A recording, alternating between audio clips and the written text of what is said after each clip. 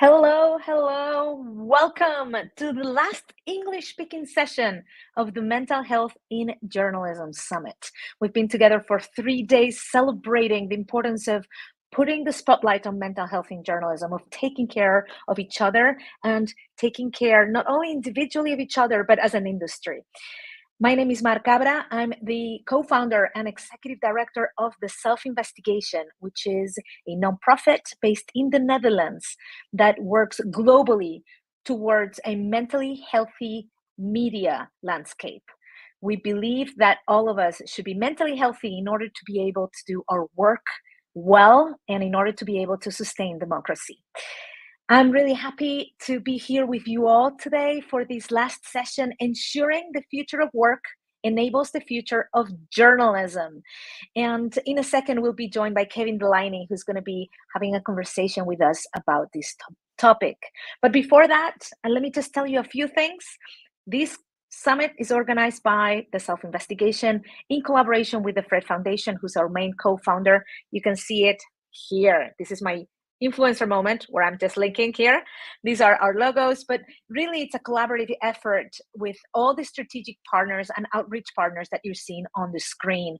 More than 30 media support organizations from all over the world who are making this possible and spreading the word in their communities, because this summit is truly global. We've had people joining from all over the world, from Bangladesh to different countries in Africa, South Africa, Colombia, Germany, Spain, where I'm joining you from, Canada, the US. We need to be, all of us, in this together. And we've been together for 3 days. On day one, on October 8th, we were talking about why mental health is an urgent issue in the media. Yesterday, day two, if you're watching us live, of course, we talked about solutions, what's being done, and we were talking about what's being done, because there's so much being done. We are on it. That's how we call it that day. And today, day three, we've been looking ahead, looking at the role of leadership and the duty of care that media companies have. And that's the conversation we're going to be having today in a second with Kevin Delaney. Let me just tell you that today, if you're watching this live, it's October 10th. It's World Mental Health Day, and we wanted to hold this summit around World Mental Health Day because we want to celebrate this important day together. It's very interesting because this year, 2024, the theme of World Mental Health Day is focusing on mental health in the workplace. Why? Well, we spend most of our time alive being in the workplace, and the workplace is one of the main issues that influence our mental health, right? So that's why we are also hosting this summit, the Mental Health in Journalism Summit, so that we talk about our workplaces and how we can make them more mentally healthy. Remember, you're media professionals. I'm sure you're hooked up to social media. If you are, please spread the word and use the hashtag MHJS24. It's always hard for me to say it, but just know it's simple. It's the acronym of Mental Health in Journalism Summit 24, because we're in 2024. So that's the internal reminder for all of you. And without further ado, let me actually introduce our next speaker. His name is Kevin Delaney. You're going to see him on screen in a second. He's the co-founder of Charter, which is a media organization that fully focus on the future of work and the role of AI and many other issues taking a play and a role in the workplace. But let me just tell you that it's very interesting because in his bio, the bio that he gave us, he said, "I'm a journalist and media entrepreneur who has co-founded 2 companies, led global teams, and change management projects, authored hundreds of articles in top outlets, and won journalism awards." It was like a very simple bio, but at the same time, really encompassing everything he's done. He's worked with big media organizations such as the Wall Street Journal, the New York Times. He was managing editor at the wallstreetjournal.com. And lately, before founding Charter, he actually was editor-in-chief, co-founder, co-CEO of Quartz. So we're really interested in talking to him. Let me just bring you on stage, Kevin from New York City. Hello. Hi, Mar. Thank you so much for bringing me into this conversation. Well, thank you for making time for this, Kevin. You just had hosted a big event on the future of work in New York City a couple of days ago. How did that go? It was great. We did our fourth annual Charter Workplace Summit where we focused on some of the core issues that people leaders are dealing with, including things like AI in work, flexible working, politics in the workplace, and I'm both exhausted and exhilarated by the by that experience. Well, thank you for joining us despite being so tired. And I'm really happy that it was a success. We want to know a little bit more about Charter and why did you decide to co-found Charter as a, site that just talks about the future of work? Yeah. So charter stems out of my own experience as a leader of teams and organizations at the Wall Street Journal and then at Quartz. And what I found is that the playbook for managers didn't didn't really include. It wasn't coherent with where the world was clearly going. Or we think about things like sustainability and inclusion and human work amid automation and multiple generations in the workforce. And I actually think that a lot of those things can be moved forward, advanced both for organizations and society more broadly at a team level. But the resources and the research and the sort of guides to doing this for managers were kind of difficult to find. And so what we did with Charter was to try and create a new kind of media and research organization that's focused on taking research and actually translating it into best practices for managers and leaders. We sometimes describe ourselves as a kind of next generation Harvard Business Review because we're trying to really be pretty rigorous and research backed, but also translated into actionable practices that people can take forward. And the workplace challenges that have been, the biggest priority and the most difficult for a lot of organizations over the last few years include things like AI in work, flexible working, and inclusion. And so those are some of the areas that we focus, and our goal ultimately is to have a workplace that's more fair and dynamic for all workers. And I totally recommend that you subscribe to Charter's newsletter. Just by reading the newsletter, you learn so much about the trends. And of course, you can also become a subscriber, although, for some of us journalists, that might be a bit more expensive than other news outlets, if I can be like super transparent with you, Kevin. Yeah, yeah, But of course. Thank you. but I do recommend Charter. Let me just put up something that came up, and you guys did a survey with Agenda recently about what are the areas that the organization have as an urgent priority or need right now. And it was fascinating to me to see that you're saying AI is important, but not the most important. It's on the fourth, for top four, right? The number four of the ranking. Yeah. While if we look at the rest, I've put little people icons over there so that we could identify all the people related issues that we have. Yeah, that was very striking to me. And this is a survey of people who are either board members, so of companies, or people like general counsels who work really closely with boards in the US. Um, and it was surprising to me in a way that the talent issues were actually so high, the people issues were so high on the agenda of boards as things that were urgent issues for them to be focused on. And some of the other issues like AI actually were farther down. I would say that this makes sense because the biggest lever for value creation for so many types of organizations is the people in the organization. And so it's not just a question of being a good employer who adheres to their stated values, but it's actually sustainable business performance stems from the proper treatment of workers. Well, let's actually talk then, Kevin, about how you treat workers well at Charter, because I know well-being and mental health is one of the key pillars that you really take care of. Yeah. It starts from day. So we've had the opportunity to create an organization from scratch, and I've been really lucky. One of my co-founders is Erin Grau, who is a very experienced people and operations leader, who is so thoughtful about these issues. And in partnership with Erin and other colleagues, including our other co-founder Jay Loft, we've set out to create a culture that actually supports wellness, well-being of workers from day one. And it's so much easier to do that when you're starting from scratch. So some of the practices that we have, so much of it is around the norms of the organization. And as we all know, news organizations have traditionally have cultures that have led to a lot of burnout, and actually haven't really supported the healthiest practices generally by a lot of their employees because people are in deadline, they're stressed. There's also the macro condition of the industry that leads to additional professional and career stress. So we're trying to kind of work against some of those headwinds that are not supporting worker health. So among the practices that we have a distributed team. So some of us are in New York City, but we have colleagues who are around the U.S. And among the practices that we have is we at the start when you join Charter, you fill out a user manual. And the idea is that this is an opportunity for you to share with your colleagues how you best work. How do you best receive feedback? What are your preferences in terms of communication? If there's a difficult topic that you have to discuss, would you rather that someone send the information for you in writing first for you to be able to process it and then talk about it?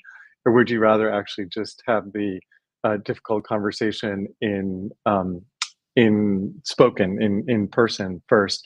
And so we also encourage people to share if there are any specific responsibilities that they have, perhaps for caregiving, so that their colleagues know that there might be certain times of the week or day where it might be more challenging for them to be part of meetings, for example. And so that I think foundationally, this idea that you come into an organization and you are given the opportunity to actually tell people how you work best, what creates the conditions for you to thrive is a really important starting point, and then it goes from there. And so concretely how that works is you fill out a document, and then you discuss it with your manager so that there is a conversation about it. And then the manager shares their user manual with you. And then you create what we call a pocket manual. And that's a sort of condensed version of the user manual. And that is linked from your profile in Slack. We use Slack across the organization. So if I'm interacting with someone on our team and I'm thinking, oh, I have a challenging conversation we might need to have about something, or I want to share some feedback that might be delicate, I can just pull up the pocket manual and actually have some sort of parameters to understand how this person is best. There are other practices, and we can talk about them more, but including sensitivity to the time of day. So we have coordination hours. So generally, team meetings are between roughly 11 a.m. Eastern and 3 p.m. Eastern, and that's because across time zones, that basically ensures that everyone is in a kind of workday time zone during that block of the day. We try not to schedule team or work meetings outside of those times to respect people and avoid creating unnecessarily challenges around caregiving or their ability to go for a run before they start their workday or things like that. But let me ask you, Kevin, is that easy to do because you're a small organization, or could any media organization follow practices like Yeah. this? I think any organization could follow practices like this. The user manuals, are something that any organization could start. And I would encourage, people who are team members, team leaders, you can just start it with your team, even if you work within a big organization. Charter has some resources around this. If you look up our site, we're charterworks.com, and we have a template for user manuals that we share on our site, and so the other organizations have shared their templates as well. So I think it's actually pretty easy to do. In terms of coordination hours, again, you can start on your team level and then move it into a broader organization. So let me just pull up the URL of your organization. And again, Kevin has not told us to mention his organization so much, but I'm actually personally a huge fan of your work. And I love the Thank tip you. sheets that you have. some nice also things around psychological safety, and you're creating the new leadership playbook, which I think it's really key because we need different type of leaders, right? So how do the new leaders need to look like? We need more Yeah. empathetic leaders, compassionate leaders. What else? Yeah, no, that's exactly it. People have sort of talked over the years, like they talk about soft skills, which is really like actually not the right term for them. And the origin of that term is a military term, where soft skills are ones where you're not touching a hard weapon, basically. But in fact, what we see is that those skills are the most important for leaders today and going forward. And these are things like empathy, communication. Actually, I would say is one of the skills that's emerging, and executive coaches and recruiters, have told us that over the last 20 years, one of the biggest changes for top leaders is that they have to be much more skilled at communicating internally and externally. And this isn't just PR, it's actually transparency. It's about communicating the purpose of an organization. And so I would say that those are, as you said, empathy and communication, I would say, are two of the sort of bedrock skills of the best leaders. And what's fascinating from the research is that actually there are so many structural issues that have to do with burnout, right? So I burned out myself and I thought it was an individual capacity issue. And then when I started researching, I'm like, oh, wow, the experts that have been studying this for so long talk about, the role of a manager and how communication and clarity and what you're doing is so key to avoid burnout. And you wanted to touch on those structural Yeah, issues, no, right? exactly. Yeah, there's a researcher, Christina Maslach at Berkeley, and she has a collaborator, Michael Leiter, and they've been doing research on burnout for decades and decades. And they have a book that came out a few years ago called The Burnout Challenge. And what she explains, which I found really helpful, is that the causes of burnout are a mismatch between an employee and a workplace. And there are six forms of burnout that she's identified. The first one is work overload, which is obvious. The second one is lack of control, when you don't have autonomy or flexibility in your work.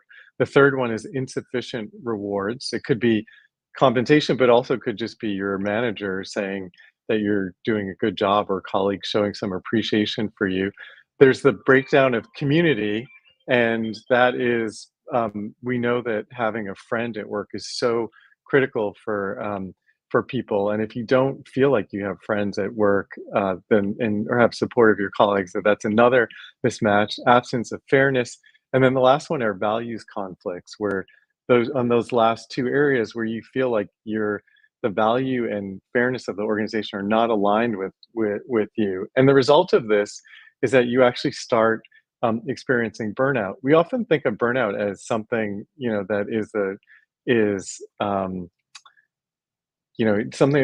it's like a sickness, it's an illness, it's a personal condition. But in fact, what Dr. Mossock and others have identified, that it's actually conditions of the workplace, and the result is, crushing exhaustion, feelings of cynicism and alienation, and a sense of ineffectiveness.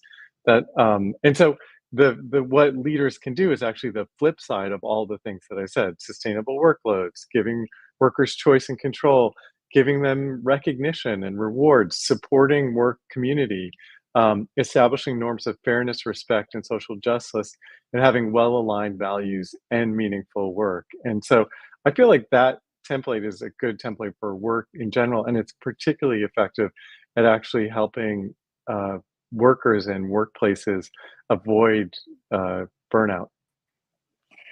So we're going to get the public, the audience that is watching us, to ask you questions directly in a few minutes. So if you're watching this live, feel free to put the questions in the chat so that we can bring them to Kevin. I will be your voice and voice them to Kevin in a few minutes. So feel free to put them in the chat.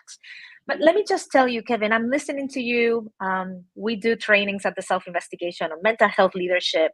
And I sometimes find really difficult for media leaders and for organizations to think that doing this is possible, right? Like reasonable workload, reasonable deadlines. It seems like it's so ingrained in how we do journalism that people don't see it's possible. So you've been leading, and you lead a media organization. How do you make it possible? What do you have to tell them? I think I would say two things. So the first thing is that um, investments and the well-being of the team are actually a foundational condition for performance. And so, yeah, we often, and I think the sort of calculus that you're describing, Mar, is that people think like, oh, we need to work people maximally to actually achieve the results that we need to achieve in terms of productivity, in terms of performance, in terms of what we're delivering for our audiences.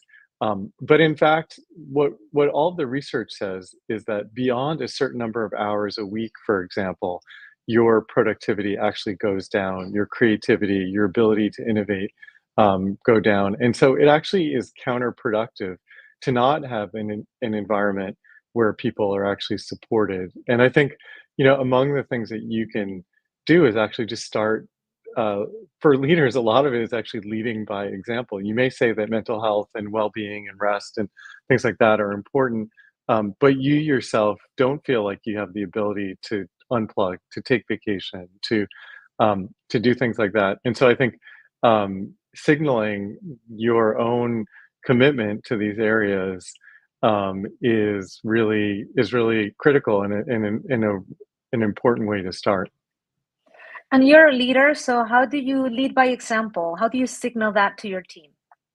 Yeah, I think there are two things that we do. One is that the caregiving is really important, and I have two children who are who are a little bit older now. But throughout my time at the organization, I've brought them into the workplace, and I've been clear when I'm not available because I'm with my children or my family in different settings. And so, actually, just sharing that that is a priority for me, I think, has been an important thing for me, and also important for my family to have that signal and also have that connection to my workplace.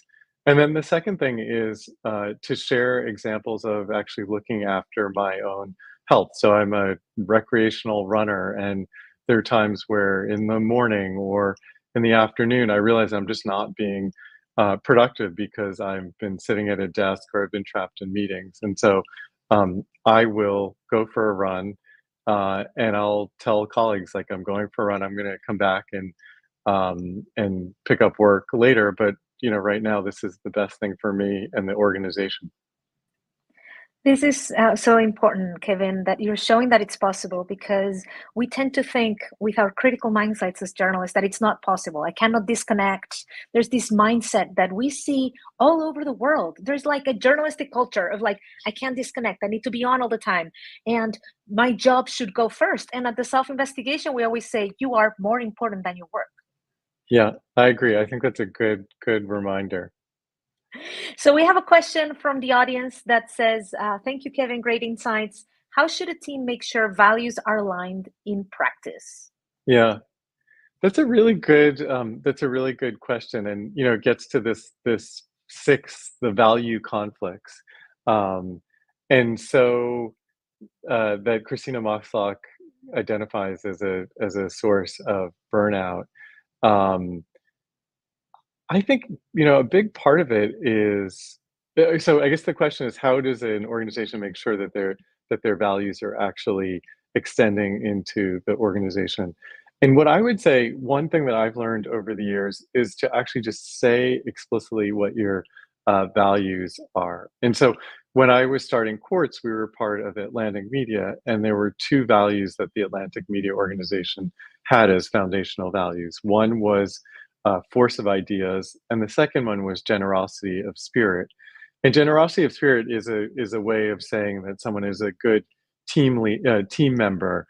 I always just translated this as someone was high ambition but low ego, so they're able to work with others. Their posture was generous. They assumed good intent before when encountering someone when there was a misunderstanding or something wasn't clear. And we talked about those values a lot. And in particular, spirit of generosity was a value that throughout the organization of Quartz and Atlantic Media, including the Atlantic more broadly, was something that we spoke about when we're hiring people. One of the questions was, do we believe that they would be contribute to the spirit of generosity. And we did performance reviews. Spirit of generosity was one of the categories that we actually evaluated people on. And so one of the and then what I heard played back to me, year after year, was that people talked about spirit of generosity as a value, and they would, they shorthanded as SOG, and well, that wasn't soggy what this person just did, or that wasn't soggy, uh, and we started giving SOG awards for specific instances of that.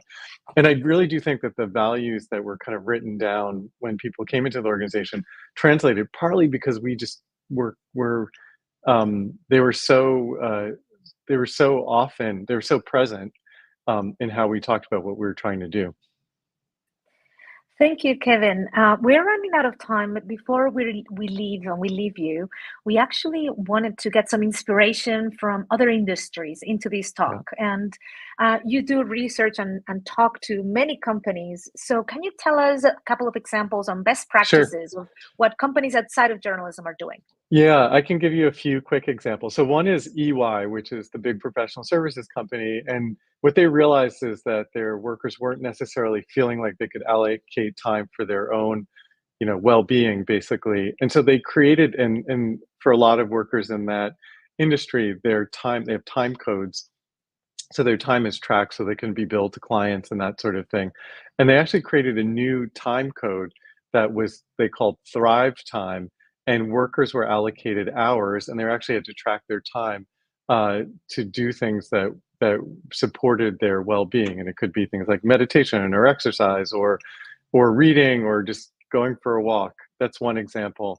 I like the example of LL Bean, the outdoor company that has outdoor experience days that they give employees to take every year to actually go out, be outside, actually, and report back to their team what that experience was. I mentioned coordination hours, which is a practice a lot of places have. I think caregiving support is something that's really critical, and Patagonia actually is kind of the industry leader there, where they have on-site childcare. And what that means is that workers have their kids in their office, and Patagonia has done a much better job of retaining working mothers because of this sort of support, and has found that the economics of it actually are relatively neutral or positive, because they don't have to replace workers, even though they're investing um, in on-site childcare. And then the last quick example I'll give is just around meetings. When you start digging into some of these topics, you realize that the culture of too many meetings actually is responsible for us spending so many hours outside of our workday trying to get our work done, because we're just trapped in meetings. And news organizations, a lot of them are a little bit better about this. But Shopify is a good example of a company, the tech company, where they actually just took a week and had everyone erase all of their recurring meetings. And then at the end of the week, they said you can put them back on, but you have to have a reason for them and be really thoughtful about who actually really needs to be in that meeting, and whenever possible, do a 20-minute meeting, not an hour-long meeting, and so forth. And I think one of the emerging practices is cutting down on meetings is a way to actually give people time to get their work done and feel like they have time to look after themselves as well. Thank you, Kevin, for all those examples and for making them so brief. As a last question, I would love to get your feedback or your insights, your ideas on like a call to action for leaders and publishers within the media industry. I sometimes in my conversations with them, regardless of country, this happens in different countries with different cultures. I'm told, oh yeah, but mental health is not a priority. I mean, like we have like AI and business in decline, and like I have so much more to take care of. I mean, yeah, mental health is good, but how can they make it a priority? Why should they make it a priority? I think that you're very poorly equipped to handle all the challenges, Mara, that you just mentioned. So AI and business pressures and all these things. If people are burnt out, if their mental health is not good, if they're not thriving, how are they going to be the people who are going to lead you forward with creativity, with high quality work?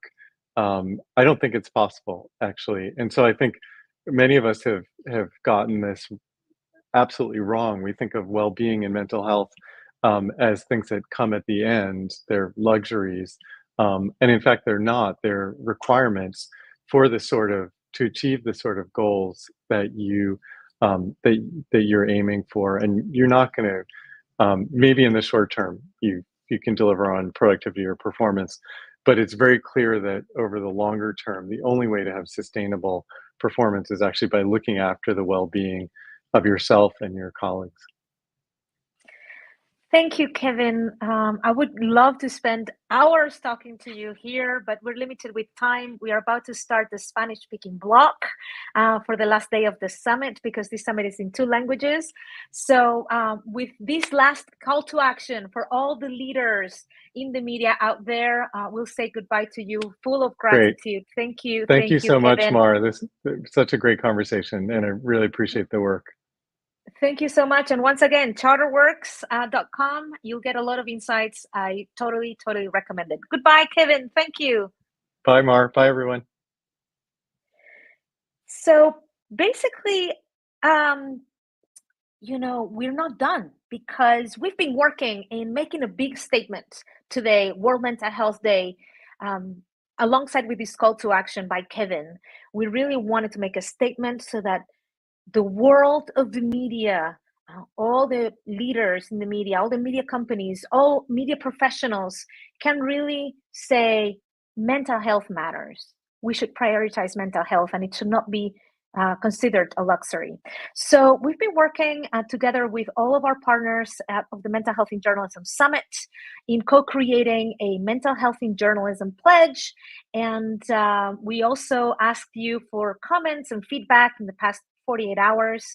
And AX Mina, program director at the Self-Investigation, has been working in compiling all these comments. And we're ready to show you the Mental Health in Journalism pledge, which you can access here in this URL, which we'll put in the chat. But if you're watching this afterwards and it's not October 10th and it's another day, go to that URL, look at the pledge, and sign it if you agree. But what are you going to be signing? Well, I think that AX can tell us a little bit more about that, and about what did we come up with as key ideas to that conform the pledge. Yeah, thank you so much, Mara, and thank you everybody to the community for your incredible support and really generous feedback on the pledge. And I think I just want to share just a little bit about what we've been working on in the background. This pledge, it's a community multi-stage effort. We see this as just the beginning. So we had feedback calls with our partners for the summit, as Mar mentioned. So and many folks from many organizations joined to give us really generous feedback. Folks from PEN America, WANIFRA, EJC, and others, and the Canadian Journalism Forum. And they shared essential perspectives about why we pledge, like what is the purpose of a pledge, right? And I think when we think about mental health in journalism and the signals that we can send with agreeing to a pledge and really making a public commitment, it is part of, I think, the Self-Investigation's larger theory of change. Includes institutional support, good training and frameworks, shifts in organizational culture, and of course, this wider community at the summit. And so we make a pledge to show that we're part of a community. We're committed to this effort, and it's only the beginning. We hope to continue the discourse that we started with the pledge, and in future iterations, continue to build and maybe even develop a core set of principles around what it means to support mental health in journalism. And so as we share this out, as you take a look at the link and we share the content of the pledge, I just want to share some of the insights that our community brought from the past couple of days, and we just really appreciate it. There's incredible attention to detail, a lot of care and attention to the topic, and we included everything from how to include marginalized communities in this discourse, how to label cycles of resilience, and also just some really good copy edits and header formatting, and encouraging me to shift from passive to active voice. My journalism school teacher would be very proud of your contributions there as well. And we made some changes.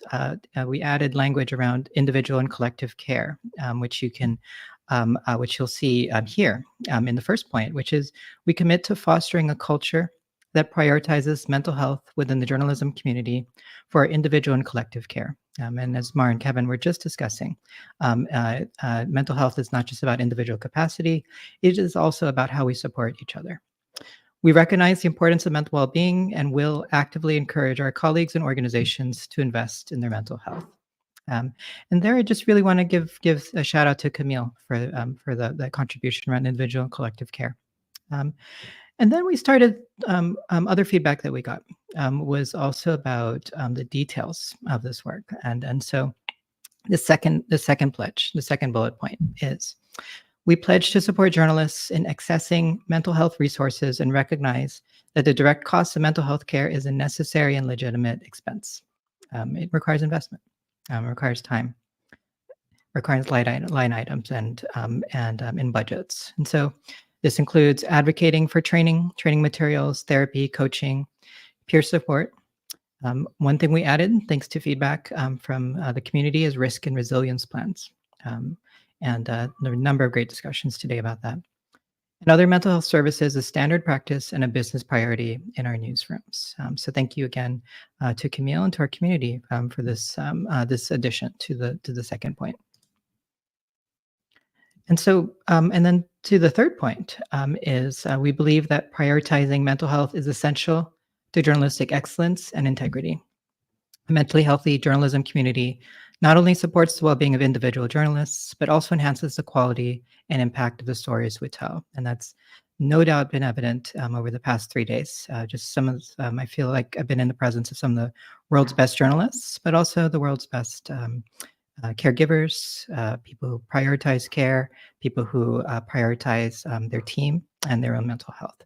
And so, so we're just really thrilled that to see that the community has agreed that mental health and journalistic excellence are very much compatible with each other, but support each other.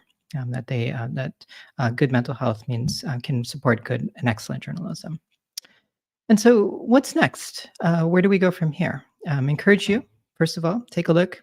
If you feel moved to sign the pledge, if you represent an organization or institution, strongly encourage you to reach out to your colleagues and see about bringing your organization into the fold as part of the signatories, and then join our community, continue the discourse. I just want to share like some possible ways that we can move this forward. Luisa left some wonderful feedback about how we can pay closer attention to vulnerable categories like women journalists and minorities, how we can bring that into the pledge and make that also really globally inclusive. And Karen identified the possibility of encouraging organizations to conduct psychosocial risk assessments, just as they would for physical danger. What would that look like? How might we encourage that? What would that? How would we operationalize that in the newsroom? And then, of course, I want to come back to this idea of risk and resilience plans. Kevin and Mara were talking about user manuals, and what about what does it look like to also include in that kind of your own kind of risk and resilience assessments as well, and how do we proactively reflect on that? So there's so many ideas, so many excellent ideas that we continue through this community, and we'll look forward to your feedback. Please feel free to reach out to me in the self-investigation with your ideas for how we can move this forward. But for now, we're just really thrilled and honored by your commitment to mental health and journalism and supporting this pledge. And we'll look forward to continuing the conversation. Thank you so much, everybody. Thank you, AX, for really coordinating all of this. And I think that you've done an amazing job in getting all the voices heard. And that was our intention, right? And we really think that we should elevate this issue within the media industry so that we really get the industry that we want. And this is the first step, as AX was saying. So really like the call to action, immediate call to action, go to that website. If you agree with it, sign it, spread the word, send it to 10 friends. You know, the social networks at the beginning, when they started, they were saying that if you share it with 7 friends, you know, then it spreads out in like this network effect. So this is what we want. We want people from all over the world to be signing this so that we can really signal a strong message to everyone in the media that mental health is a priority, should be a priority, is urgent, and needs to be included, in the way we do our journalism. Thank you, AX. Let me just say goodbye to you, and thanks once again. And I think that with this, I don't know, I'm gonna say goodbye. Like, I don't know, a little tear is coming out of my eye. It's been an amazing 3 days. We've been working together with all the organizations to, get this summit to be the most inspiring. And I want to bring this comment in. I'm really happy that it was inspiring 3 days.